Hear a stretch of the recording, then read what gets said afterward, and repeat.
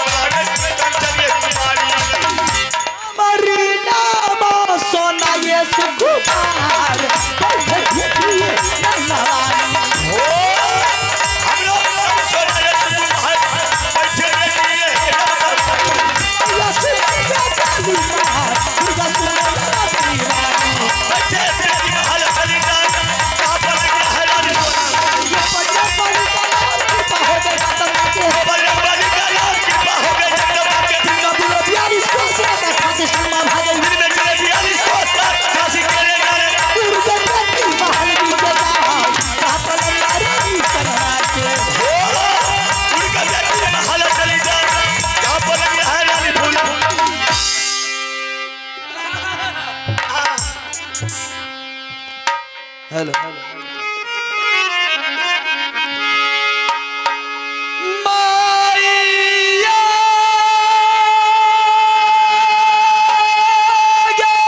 सुना ले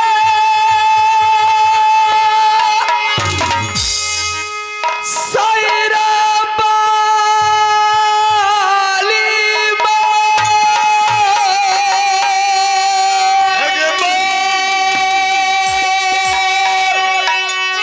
तोहारे भरोसा जगदा मागे सबुआगे हे लागे माता है गगन सुन ले तू शरण बाबली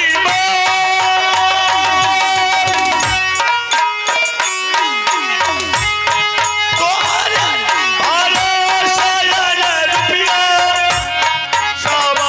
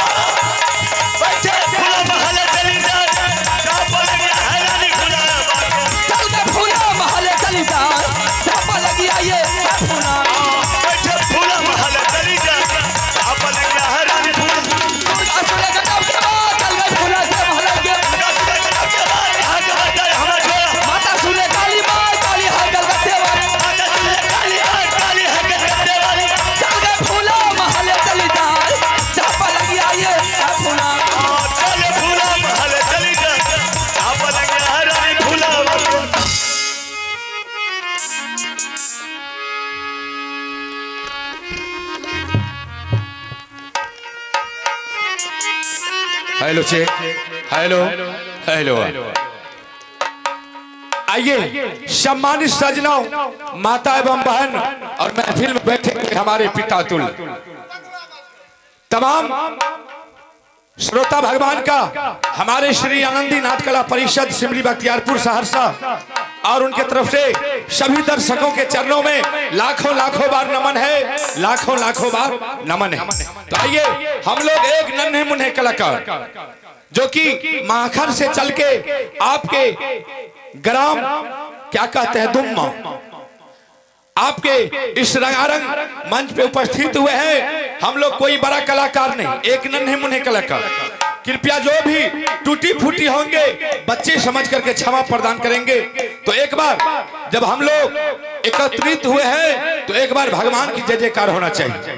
बोलिए श्याम रामचंद्र की, बोलिए मुरलीधर कृष्ण कन्हैया लाल की, बोलिए पवन पूत हलवान की। शाबाश।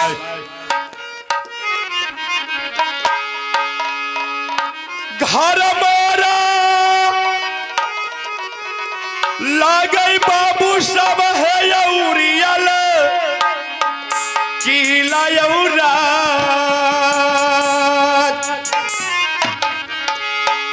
हमरो के घर लागे किला यौरिया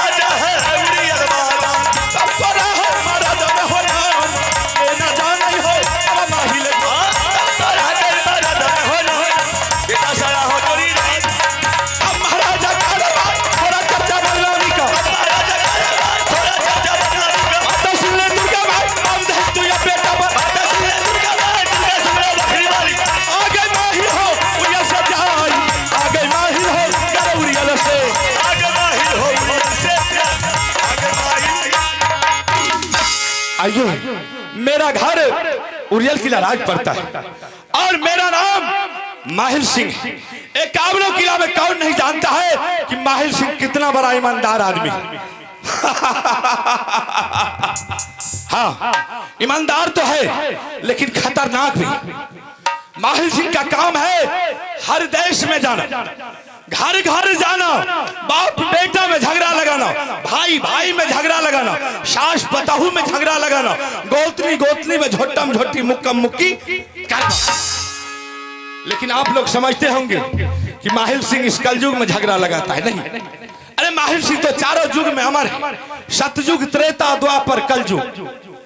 सतयुग में अगर नारद बाबा नहीं रहते, सतयुग में अगर नारद जी नहीं रहते तो राजा दक्ष का जग भान नहीं हो। एक काम कौन किया है? यही माहिल सिंह किया। आइए त्रेता में, त्रेता में अगर राजा विभीषण नहीं रहता, त्रेता में अगर राजा विभीषण नहीं रहता तो कोई मां का लाल वीर बलवान पैदा नहीं लिया था कि कोई रावण को मार सकता था। वही राजा विभीषण, वही राजा विभीषण ने भगवान श्री राम को युक्ति बताया और भगवान श्री राम ने जाकर के रावण का वध किया। एक काम कौन किया है? यही माहिल सिंह किया। आइए द्वापर में, द्वापर में अगर मामा शकुनी नहीं रहता, द्वापर में अगर मामा शकुनी नहीं रहता तो द्रौपदी की चीर नहीं खींची। ये भी काम यही माहिल सिंह का है। कलयुग में, कलयुग में साक्षात देवता के रूप में माहिल सिंह, जिसको आप लोग कलयुग देवता बोलते हैं, माहिल सिंह का काम है। माहिल सिंह हर हमेशा यही सोचता है कि जहां 10-5 भाई में सुमति देखता है उसके घर में जाकर के कुमति पेश कर देता है ताकि किसी तरह सब मर जाए, मिट जाए, बर्बाद हो। बाबा एगो बात पूछे, जय घर में एगो चूल्हा जले और वो घर में जो हम 5 गो चूल्हा जला दिए तो खराबो बात छे। अहाँ के कहे कोनो सोचे वाली बात छे। अरे बरकतिए नहीं हेते। तो माहिल सिंह का काम यही है कि घर घर में जाकर के झगड़ा लगाना। जिसके पास अभिमान हो गया है, धन का अभिमान हो गया है, पुत्र का अभिमान हो गया है, सबका अभिमान को खत्म कर। माहिल सिंह का काम है यही। आइए आज हमारा झगड़ा का शुरुआत सबसे पहले यही ग्राम दुम्मा से शुरू होता है। करियो रिश्तेदार से बड़ा खराब आदमी से बताइए। मास्टर साहब के हमारे जगह रिश्तेदार से तो खैर को ना बात। अगर मास्टर साहब का रिश्तेदार है तो मेरा भी रिश्तेदार है। हम दुम्मा में कूश का कलेफ नहीं लगने के लिए देंगे, ये मेरा दावा है। मेरा दुश्मनी वहां से चालू होगा, मेरा झगड़ा वहां से शुरुआत होगा जहां की मेरा दुश्मन है। आप लोग नहीं जानते होंगे मेरा दुश्मन है जो कि हमारा सगा भागी बाबू रुदल सिंह, हमारे 151 बेटा को पंजा तोड़ करके गंगा घाट में फेंक, और उसी रोज हम कसम खाए थे, प्रतिज्ञा किए थे, रुदल से जैसे तुमने हमारे 151 बेटा को पंजा तोड़ करके गंगा घाट में फेंक दिया है, जब भी मुझे मौका मिल जाए तो मैं तुमको और तुम्हारे राज को बर्बाद नहीं कर डालूं। तो मेरा नाम माहिल। अब मैं यहां से चलता हूं महुआ किला की ओर, क्योंकि मुझे कोई सुराग ढूंढना होगा। जब तक मुझे कोई रास्ता नहीं मिलेगा तब तक हम उससे बदला नहीं ले सकते। ठीक है, मैं जाता हूं महुआ किला और वहां छिप करके बैठेंगे। अगर मुझे थोड़ा सा भी कहीं मौका मिल जाए मैं महुआ किला को बर्बाद करने में कामयाब हो जाऊंगा। अगर मुझे मौका मिल गया तो हम आप लोगों से प्रतिज्ञा करते हैं कि आप लोग को सुबह 8 बजे तक मेरे साथ बने रहना होगा, यानी कि बैठे रहना होगा। अगर मुझे मौका मिल गया तो सुबह 8 बजते बजते हम महुआ किला राज को गर्दा गर्दा नहीं उड़ा दिया तो मेरा नाम माहिल। माहिल से पंगा लेना इतना आसान नहीं। ठीक है, अब मैं चलता हूं। किया हो रामा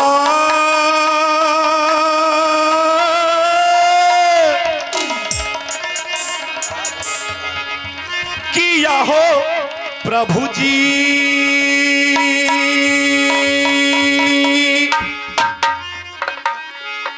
अरे चले माहिले हो मोहबा किला जाने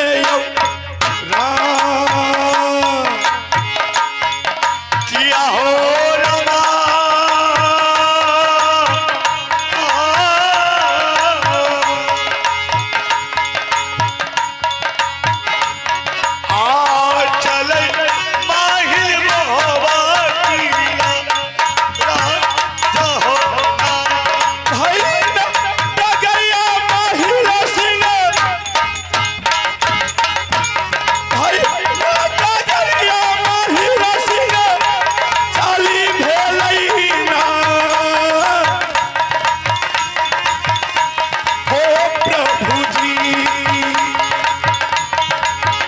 चलै माहिल हो मोहबा की राजन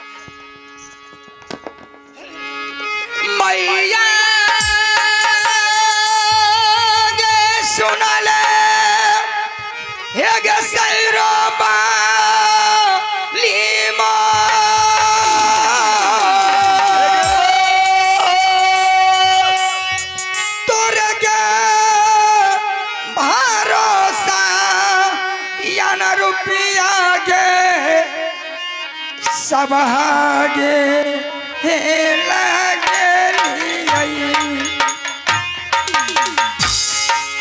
माता गशा उड़ाले शरमा लीमो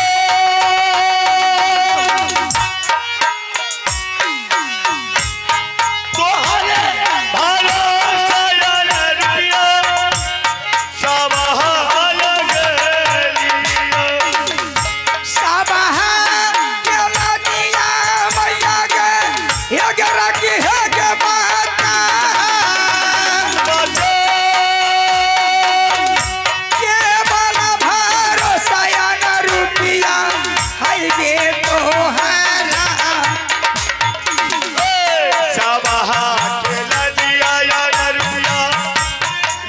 रुपया